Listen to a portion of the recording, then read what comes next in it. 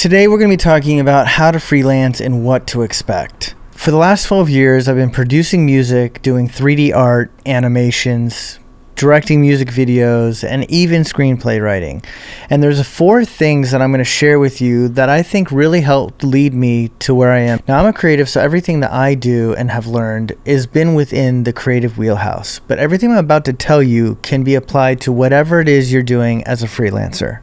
Now, for some of you, you may be transitioning from working a corporate job or whatever job into becoming a freelancer, and that's not exactly what this tutorial is about. It's more so about how to be a freelancer once you're in that place.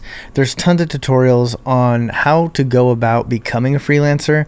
For me, it started off with music, making tutorials, and selling them online, and I was able to make a lump sum that was enough comparable to my work pay, but it was like all at once, like maybe 3 or 4 months, allowing me to quit my job and then solely focus on being a freelance music producer. So that's how I got there. You will get there in your own way, but that's not exactly what this tutorial is about. But these steps still, regardless, will come into play in your freelance career, whether you are about to be a freelancer or are currently a freelancer. With that being said, there's a lot of ups and downs in being a freelancer, but if you stick with it and you follow these steps, there should be no reason why you can't be very successful as a freelancer. Just know it is a roller coaster, and that's just part of it. And just know being a freelancer will most likely always pay you more than working a regular job or a corporate job or just working for anyone else, because everything you do comes back to you as the person. You're building you up. You're not building up somebody else's company.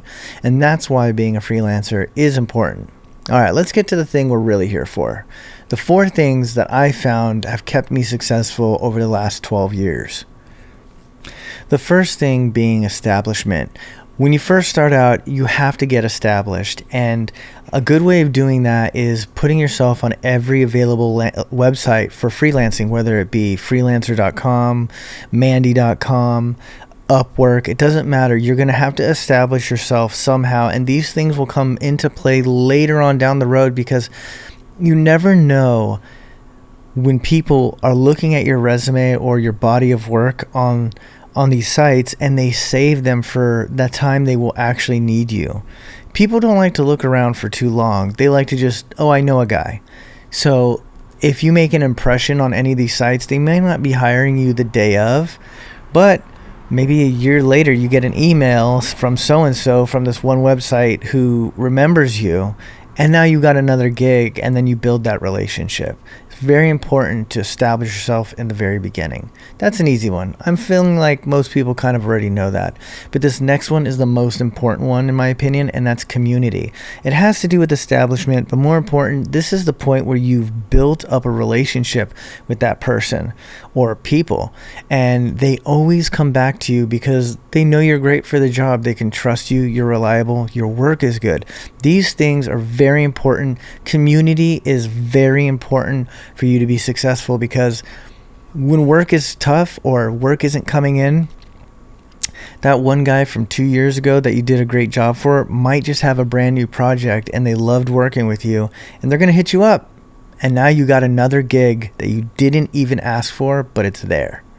So community is very important. I know I said that community is probably the most important, which it definitely is. I guess all of them are important, but this one is really important. Adopting and adapting. What does that mean? Well, like I said in the beginning, I'm a 3D artist, music producer, music video director, and even writer.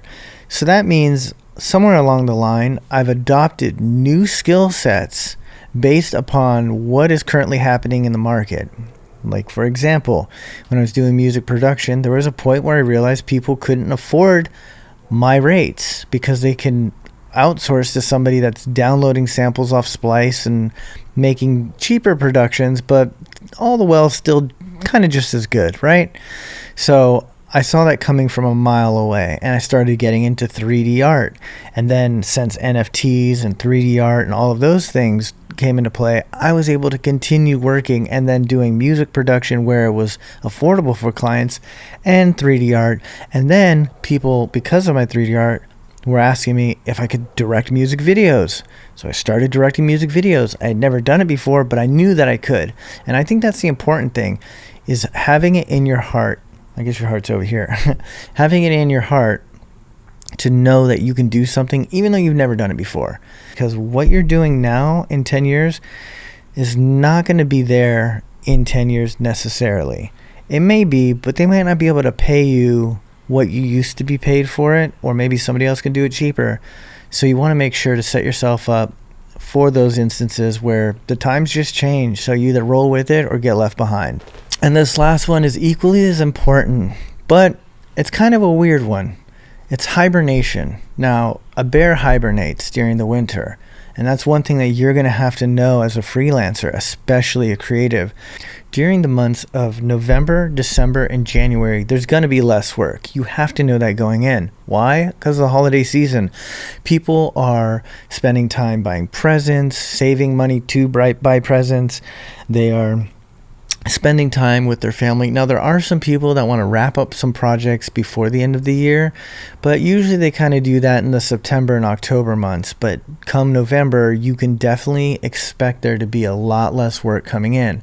So you have to be smart with your money. You have to save up for those months, because if you don't, you're going to be really sorry. And nobody wants to be broke during the holiday season or be worrying about money. And also bringing that to your family's holiday events. You don't want to be the guy who's sad about money. So you have to be smart. You have to hibernate, and you have to make sure to save up for those months. You'll still have work, but it just won't be like the months prior. Those are the things that have kept me mentally stable. And I think if you adopt them as well, you will also have a successful career as a freelancer.